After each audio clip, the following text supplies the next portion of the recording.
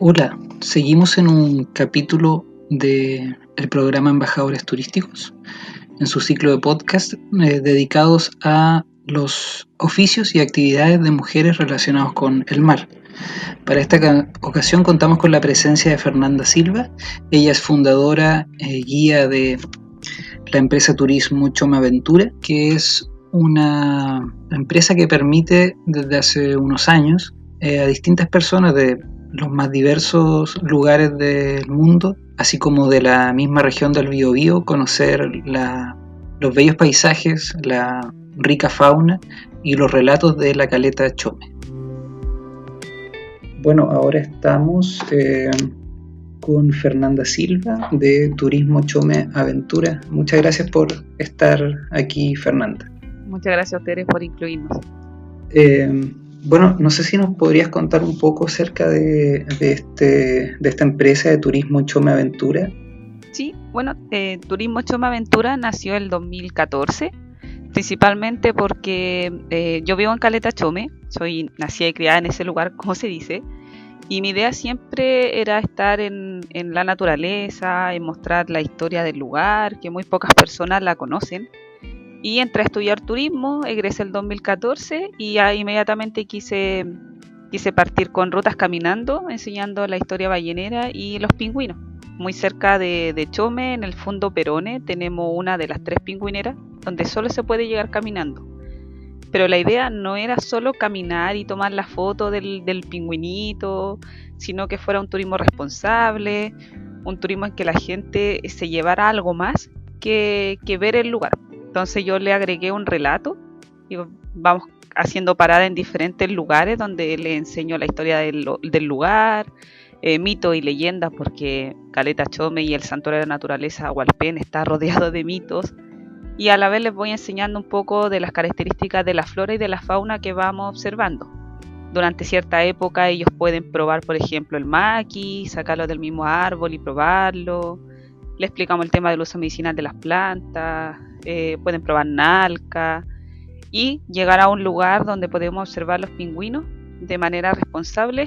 Los pingüinos están protegidos en nuestro país, entonces hay que observarlos sobre los 50 metros y nosotros llegamos a un mirador que estamos a unos 75 metros de distancia sin intervenir en absoluto, y además son grupos limitados, entonces para que la gente pueda observar estos pequeños amiguitos le enseñamos sus características y luego nos devolvemos a recorrer la historia ballenera.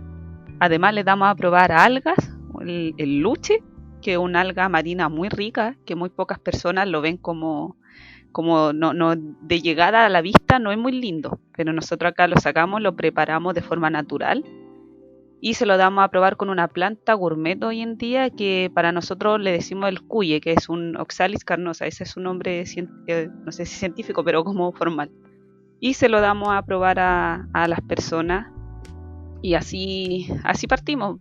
El tour es súper económico, tiene un valor de 3.000 pesos por persona, ideal para la familia completa. Me ha tocado niño, la más pequeñita tenía 8 meses, la llevó su mamá en su mochilita. El tour es súper relajado porque vamos haciendo paradas en diferentes lugares y luego ya le agregamos, al pasar los años, yo fui juntando dinero y pude comprar mi embarcación y agregamos paseo en bote. Y también es un tour guiado con paseo en bote con todo el implemento de seguridad hasta las Islas Collintón, donde también pueden observar fauna marina desde el mar a una distancia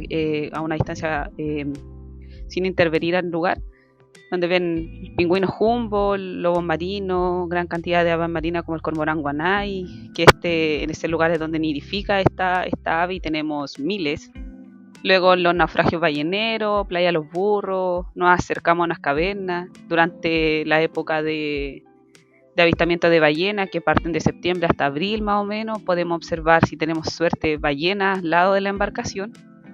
Y todo eso va con un relato para que las personas conozcan del lugar, y que es lo que la mayoría, una vez que termina el tour y hacemos el feedback del guiado, es lo que más nos le gusta el aprender de la zona y que no sabían todo eso que nosotros, junto con mi papá, que es mi capitán, les vamos comentando.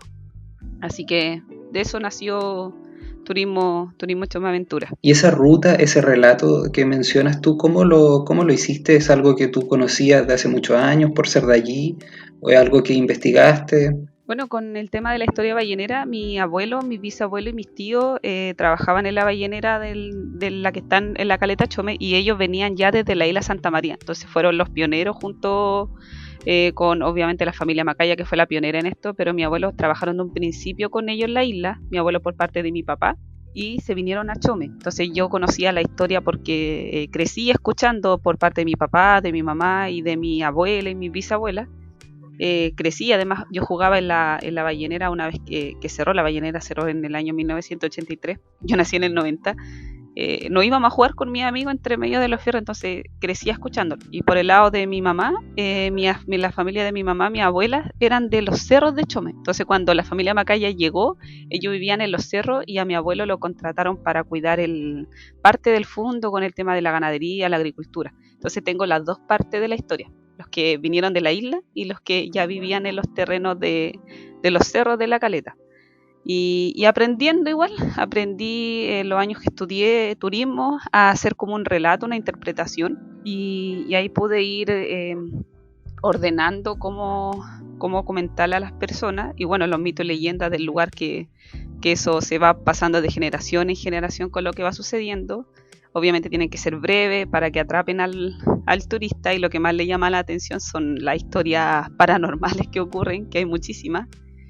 Y a la vez yo estudié igual, estoy horas observando los pingüinos, a la ave, me gusta mucho estudiar, aprender sus características, porque por lo general no hay muchos estudios relacionados a pingüinos en la zona o a la ave. Cuál era su época de reproducción, cuánto tiempo se demoran los huevos en nacer, qué hace el polluelo, de qué color era, lo mismo con los pingüinos, las ballenas, cuál era lo que estaban haciendo acá, si estaban comiendo, si dormían, cuánto tiempo se quedaban, si era la misma especie que los visitaba el año anterior. Todo eso me he dedicado, pero a medida que van pasando los años voy agregándole más y más cosas, y preguntándole a los expertos científicos, biólogos que han ido y que ya son amigos con los que puedo, porque yo no soy científica, no tengo un estudio, pero tengo amigos que lo son y me han ido enseñando sobre todas las características más fuertes, y lo complemento con las vivencias que tengo en el lugar y las vivencias de los pescadores y de la recolectora, que te van enseñando. ¿Y quién es el público que ha ido a Chome a visitar esto?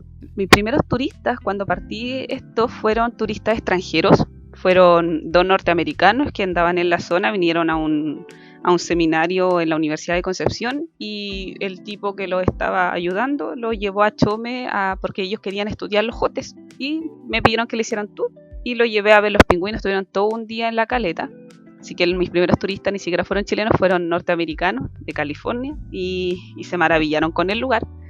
Y luego cuando comencé ya turistas nacionales, principalmente familias con niños, que los más pequeños son súper aventureros hoy en día y que querían ver los pingüinos. Después ellos se fueron traspasando la voz, porque en la Caleta nosotros no teníamos señal, entonces había que subir al cerro y publicarlo como en las redes sociales, que en ese entonces era del Facebook de Caleta Chome, que lo creé, y comencé ahí a mostrar un poquito. Pero principalmente partimos como en familia.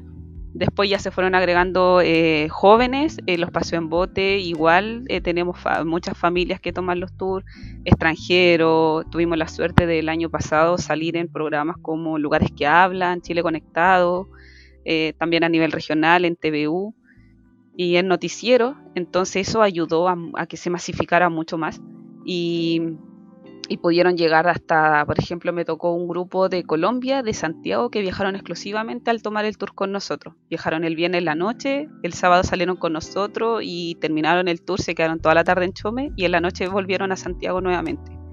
De Finlandia, tuve amigos de Finlandia que tomaron 4 veces nuestro tour, 2 tours caminando y 2 tours en bote, que después ellos recomendaron a amigos de Finlandia que venían y también tomaban el tour, que son los más conocidos, pero prácticamente me han tocado de todas partes de Chile, desde Arica, Iquique, que vienen acá y nos conocen y salen con nosotros. Y en los tours de avistamiento de ballena, principalmente científicos, biólogos marinos o aficionados a los cetáceos que no saben que en la región se podían ver tan cerca, sino que la mayoría piensa que tiene que ir o muy al sur o muy al norte, y acá nosotros los podíamos ver a un par de minutos y teníamos las ballenas al lado de la embarcación.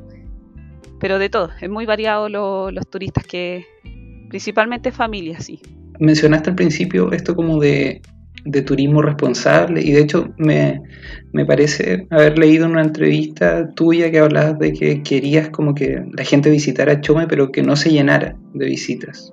Sí, el turismo responsable, eso es siempre, porque la idea es poder tenerlo y cuidarlo.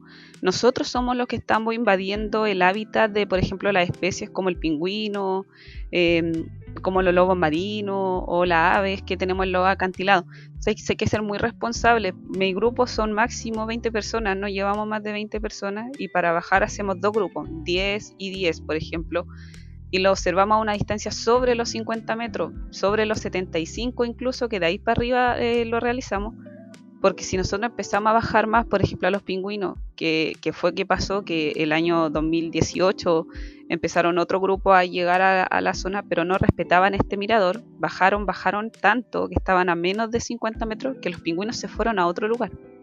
Entonces no se cuidaban. Tampoco sabían, por ejemplo, que estos pingüinos durante cierta época del año cambian su plumaje, y cambian no pueden ingresar al agua durante ese cambio, que son aproximadamente unas 3 semanas, 4 semanas. Entonces, si ellos ingresaban al agua, se mueren porque su plumaje no resiste la temperatura todavía del agua. Se lo explicamos en varios tonos y varias veces: amigo, no bajes, desde acá los puedes observar muy bien. No entendieron. Y ya otras empresas sí lo entendieron, y así podemos cuidarlo y mantener esto en el tiempo. Nosotros, como lo digo, siempre estamos tratando de enseñar a las personas y que lo valoren esto. Lo mismo en la caleta, cuando llegaba una ballena y se colapsaba, la idea era que la gente no botara su basura, por ejemplo, que se la lleve, que no meta tanto ruido con lo de la moto, por ejemplo, que es un problema grave igual cuando se acercan a los acantilados. Y es un problema grande, sobre todo el de las masas, no solo en Chome, en las playas como Ramuncho, por ejemplo, que se saturan, y todavía no hay una solución a eso. Por lo menos en mis tours tratamos de minimizar el menor impacto en el medio ambiente y en la biodiversidad presente. Entonces, de esa manera lo hacemos con cupos limitados. En el bote, por ejemplo, van 9 personas, 2 tours al día, con mucha suerte 2 tours, y observarlo desde cierta distancia. Nunca desembarcar, por ejemplo, en la isla. Y con los pescadores ahora igual estamos, yo soy parte del sindicato de pescadores de Caleta Chome, en donde ya no se permite el desembarco a la isla Cuyinto, que es el lugar donde tenemos reproducción de pingüinos Humboldt, cormorán guanay y mal de lobos marinos. Entonces, de esa es una manera de involucrar también a los pescadores y a la comunidad a que respete, aprenda y luego lo traspase a los futuros turistas que van al lugar. ¿Y cómo ha sido la recepción de las personas que viven en Chome respecto a esta empresa, a este movimiento que se ve de turistas? Bueno, Chome prácticamente es una caleta de pescadores, entonces principalmente no había turismo. Yo soy la primera en realizar turismo, por ejemplo, de caminata y los paseos en bote, pero sí teníamos kiosquitos, los kioscos, pequeñas cocinerías, que hay cerca de 8, donde son principalmente esposas de los pescadores. Entonces, lo vi de buena manera, porque mis turistas, por ejemplo, pueden comer en un kiosquito, comprar bote con huesillo, en el otro kiosco pan amasado, tomar el servicio de baño de otro vecino, así.